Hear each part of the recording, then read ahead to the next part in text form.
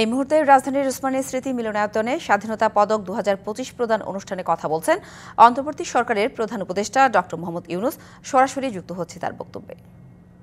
বঞ্চিত করা হয়েছে, দুর্নীতি, লুটপাট ও গুম-খুনের রাজত্ব চালিয়ে দেশে একটি ফ্যাসিবাদী সরকার ব্যবস্থা কায়েম করা হয়েছে। আজকের দিনে আমি শ্রদ্ধার সঙ্গে স্মরণ করছি জুলাই গণ অভ্যুত্থানের শহীদ ও আহতদের। তাদের আত্মত্যাগের কারণে আমরা একটা নতুন বাংলাদেশ গড়ার স্বপ্ন দেখার সুযোগ পেয়েছি। এই সুযোগ আমরা কোনো ক্রমেই বৃথা হতে দেব না। সুধীবৃন্দ, কৃতিত্বপূর্ণ অবদানের জন্য এই বছর অন্তর্বর্তী সরকার 6 জন বিশিষ্ট নাগরিককে মরণোত্তর স্বাধীনতা পুরস্কারে ভূষিত করেছে। তারা সবাই বাংলার সূর্য সন্তান। অধ্যাপক জামাল নজরুল ইসলাম একজন বিশ্ববরেণ্য বিজ্ঞানী। পৃথিবীর নামকরা সব বিজ্ঞানীরা তাকে চেনেন।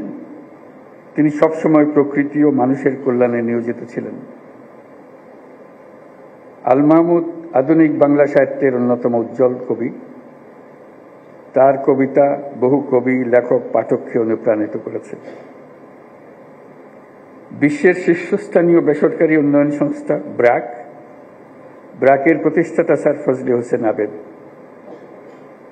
1971 সালে বাংলাদেশের স্বাধীনতা যুদ্ধের সময় ও পরবর্তী সময়ে তিনি বাংলাদেশ গড়ার কাজে নিয়োজিত ছিলেন।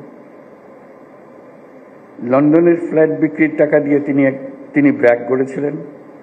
প্রান্তিক গরিব মানুষের জীবনমান উন্নয়ন সহ বহুমুখী কাজে ব্র্যাক এখনো গুরুত্বপূর্ণ ভূমিকা রেখে চলেছে। লেখক ও বুদ্ধিজীবী বদরুদ্দিন ওমরকে রাষ্ট্রীয় সম্মাননা জানাতে পেরে আমরা আনন্দিত ও সম্মানিত। তার সম্মাননা স্মারক আমাদের পরের প্রজন্মের জন্য অনুপ্রেরণা হিসেবে জাতীয় জাদুঘরে সংরক্ষিত থাকবে। বাংলার সঙ্গীত ও আর্টের 2 উজ্জ্বল নক্ষত্র আজম খান ও নবের আহমদ। পূর্ব বাংলায় নবেরার হাতেই প্রথম ভাস্কর্যের উদ্বোধন হয়। তিনি আধুনিক ভাস্কর্যের পথিকৃৎ। আর বাংলা পপ গানের সম্রাট আজম খান মহান মুক্তিযুদ্ধে গান গেয়ে এদেশের তরুণদের অনুপ্রেরণা জুগিয়েছেন। তিনি সমাজের বঞ্চিত মানুষের জন্য গান করেছেন। আজম খান এদেশের হাজারো তরুণ সঙ্গীত শিল্পীর আইকন। যে জেনজি প্রজন্ম জুলাই গণ অভ্যুত্থানে নেতৃত্ব দিয়েছে, তাদের অনুপ্রেরণার নাম বুয়েট শিক্ষার্থী আবরার ফাহাদ।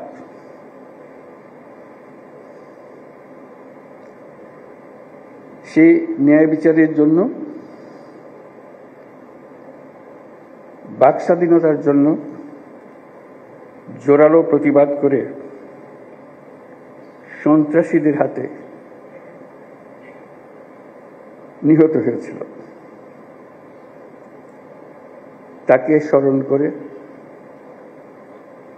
তাকে রাষ্ট্রীয় সম্মাননা জানাতে পেরে জাতি গর্বিত।